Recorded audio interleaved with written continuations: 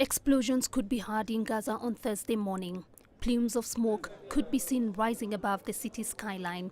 The United Nations Relief and Works Agency says it can barely handle the humanitarian crisis unleashed by more than 3 weeks of fighting between Hamas and Israel.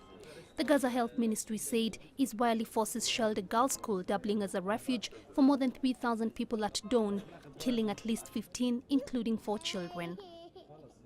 Lying beside their parents in sleep in classrooms in a place that they should have been protected in and were not is intolerable and unacceptable. This is now the time for political action. It's the time for accountability. Fatma Swailem, who sought shelter in a UN aid agency school, says she rushed out of the school after she heard an explosion.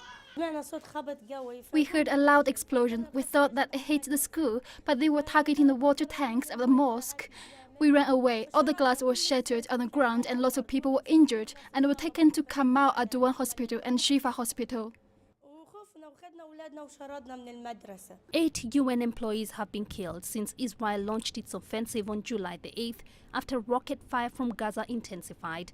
UN shelters have been bombed by Israel on 6 separate occasions. Israel says it has called up another 16,000 reservists. Prime Minister Benjamin Netanyahu says he would not accept any ceasefire that prevented Israel from completing the destruction of Gaza tunnels used by the militants. The Israeli military estimated on Wednesday that accomplishing that task would take several more days. Netanyahu's security cabinet has approved continuing operations. So far, we neutralized scores of terror tunnels and we are determined to complete this mission with or without a ceasefire. Therefore, I won't agree to any proposal that will not enable the Israeli military to finish this important task for the sake of Israel's security.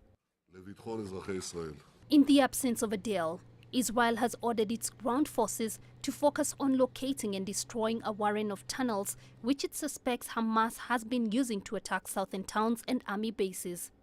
Egyptian officials say they've put together a revised truce plan this week that had provisionally been accepted by Israel, though Hamas was still undecided.